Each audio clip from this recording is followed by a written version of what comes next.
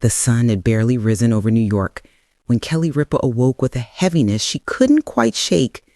The city outside was buzzing with its usual rhythm, taxi horns, distant sirens, early morning chatter, but inside the quiet of their apartment, something felt fragile.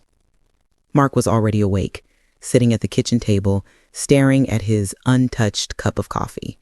The expression on his face wasn't fear, but a kind of quiet contemplation she rarely saw in him. Mark was the strong one, the steady one, the one who always broke tension with a joke or a smile. But this morning, he wasn't smiling. Kelly approached slowly, her heart sinking.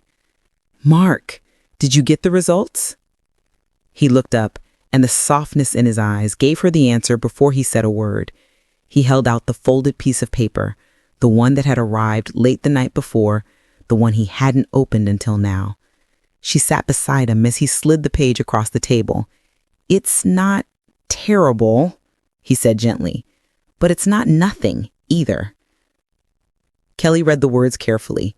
It wasn't a life-threatening diagnosis, but it was serious enough to require treatment, lifestyle changes, and weeks, maybe months, of recovery. It explained the fatigue he had pushed through, the discomfort he ignored, the nights he hid his exhaustion behind a smile. Her vision blurred. She blinked rapidly, but the tears came anyway. "Why didn't you tell me sooner?" she whispered. "I didn't want you to worry before we knew for sure. You've got so much on your plate. I wanted to protect you." Kelly reached for his hands, warm, strong, familiar. "Mark, we're a team. You don't protect me by carrying everything alone." He exhaled slowly, a mix of relief and guilt. "I'm sorry." She squeezed his hands tighter. "We will handle this together." But even as she spoke with confidence, emotion surged inside her. She stood abruptly, pacing the kitchen, pressing the heel of her hand against her forehead. She wasn't angry. She was overwhelmed. The idea of Mark suffering silently broke something inside her. Mark rose and wrapped his arms around her from behind. "Hey, I'm gonna be okay." That was when she fully broke. The tears spilled, her shoulders shaking as she leaned into him. It scares me," she choked out. "Seeing you tired, seeing you hurting, watching you pretend everything is fine." Mark held her tighter, grounding her. "I'm not going anywhere. I promise."